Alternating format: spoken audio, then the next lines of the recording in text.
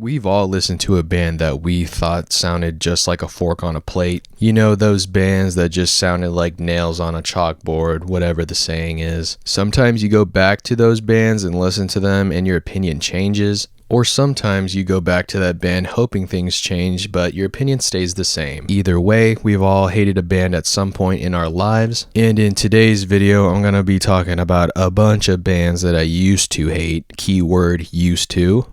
2 words, used to. And for the people confused with the words used to, that just means I don't hate them anymore. That's for the people that are confused with my sentence structure. And before I get into the video, I want to say thank you guys for showing a bunch of love on Alexa's first video on this channel. My wonderful, wonderful Alexa did a beautiful job just hanging out with me, talking music, and it was honestly a really great experience. And we were wondering if you guys had any other video ideas to drop them down below in the comment section, because we'll definitely listen to those. We've already talked about making more videos together, and it's probably going to be even more fun moving forward because it always is fun with Alexa. So thanks for that experience. Thanks for all the love on that. She really appreciates that, no doubt. Like and subscribe. That helps me out a lot. And let's get into the video. Let's start off with a band that I think is my favorite band on this list of bands I used to hate, and this is the indie rock band from Stockton, California, Pavement. And back in the day, I got really irritated with the fact that a bunch of people enjoyed this music and I couldn't understand the appeal. The only thing that I respected about Pavement back then was the fact that they're close to my area in Stockton, California. And what I respected about the band was the fact that they gave a lot of younger people hope that they can make a band and make a band a living. Anytime a band gives influence and inspiration to a younger crowd and generations, that's always a beautiful thing. But back to my hater mentality, I definitely could not vibe with Pavement at all. I think I was a little bit out of the sorts mentally because it's not that serious, it's just music, it's indie rock music. And indie rock didn't really click with me until a couple years ago, and that's when Pavement clicked with me and everything just sounded so much better. And back then, when I was a little bit younger, a couple years ago, I was more aggravated. I was just more anxious. I was very erratic with my behavior. I wanted fast-paced Nirvana-like clones, and not that there's anything wrong with that, but there's so much more out there. And Pavement and indie rock as a whole definitely gravitated towards me once I started to calm down. I got a little bit older, and I'm not saying that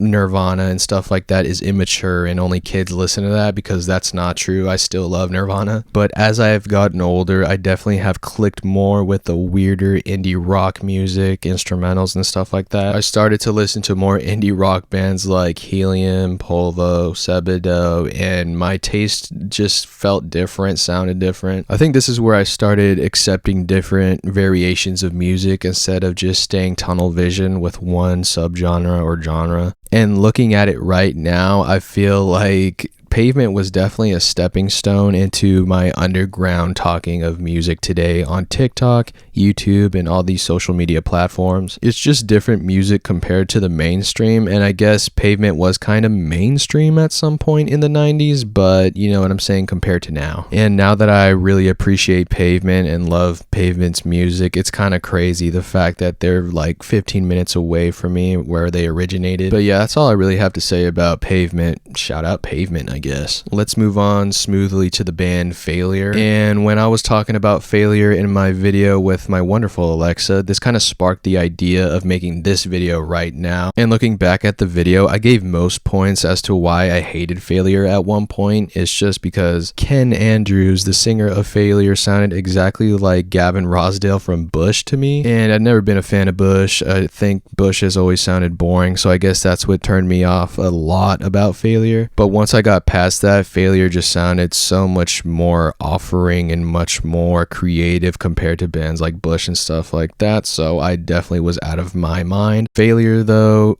obviously and figuratively out of this world. Amazing music, space music, phenomenal production, which I think the whole band does by themselves. Very good songwriting. What's there not to like about Failure? They're just legends in the game. I guess we could move on now because I already talked about Failure and got all my points across. Let's talk about the band, Deftones. And I want to be truthful with you guys and honest and pure. I feel like I only hated Deftones because of the rabid fan base, the ferocious fan base, if you will. I feel like the music wasn't as special as people made it out to be, and I sort of feel that way now, but not as negative as I was back then, obviously, because I hated them. And my sentences don't mean anything. I'm just a guy talking about music. These guys have made a living off of this music career and all these songs, but I'm just looking at it objectively. There's really nothing that negative I could say about Deftones because they've created such a generational influence. I believe that influence is very undeniable at this point. And for those of you who don't know, I made a generational influence video about Deftones on my YouTube channel. So if you want to check that out,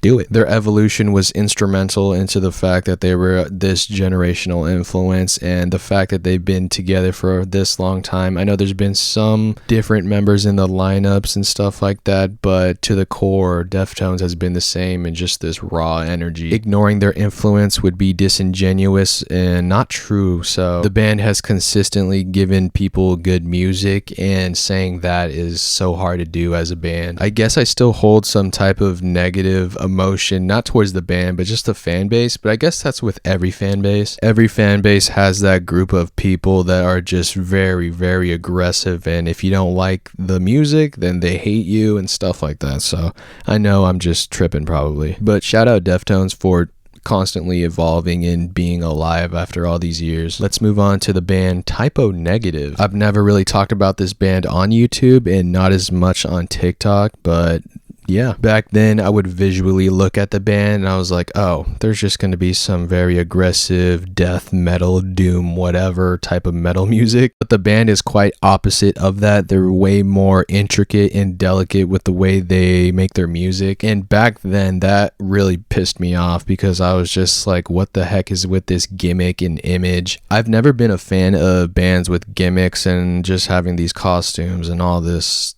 stupid stuff. Typo Negative seemed to radiate just this fake energy that I was not dealing with. Everything seemed performative and just corny and lame, and I was like, what is this? But once I got past that and just focused on the music, I really enjoyed the music, and especially their album October Rust. There's a ton of great songs on that album, and honestly their whole discography, and you know, a bunch of people love them, and it makes sense because the music is very good. I was a real big hater, and honestly I kind of hold that hater energy too at this point, but not with this band, with other bands that do nothing for me. I have been thinking of making a video on bands that do nothing for me, so if anyone's interested in that and some hot takes, I guess, then I could do that too. But I'm not just this positive radiating sun energy type of guy with the happiest vibes. I don't know if I radiate that a lot. That's not me. I'm quite objective, but yeah, I don't know. If you guys are interested in that, just let me know. Finally, the last band on this amazing list of bands I used to despise and hate. I'm talking about the band Linkin Park. I was born in 2001, so that's probably around the time that Linkin Park started blowing up and having all these albums. So the early 2000s prime of Linkin Park I wasn't really near, but I did grow up on it and all the kids around me listened to it. Everybody around me enjoyed it, and I just couldn't understand the appeal because there was so much going on for my little brain. I say little brain, but I hated this band from age 7 to 19, I want to say. I was not a fan of the rapping and the rocking, you know, just meshed together. I was never a big fan of Chester Bennington's voice because it sounded like a cat's wailing scream. Whenever I would listen to the lyrics on YouTube, and that was a big thing back then, listening to lyrics and reading the lyrics, it was just so corny to me. Even though I was young, you would expect me to gravitate towards that because you're like, oh yeah, I'm a kid, I understand these feelings feelings. He gets me, yeah. But I was very opposite. I was very negative. I was very hating towards Linkin Park. I want to say this opinion flipped on its head once I met Alexa when I was around 20. She would listen to the band a good amount, and I want to say she was more of a fan of System of a Down, which I do not like still. But she would listen to Linkin Park a lot, and I remember it just being in rotation while we were in the car, and I was just like, whoa, this music sounds a lot different than I remember. I believe that Linkin Park will always be attached to those very early memories of Alexa, and once that all collided together, Linkin Park started sounding way better with the riffs.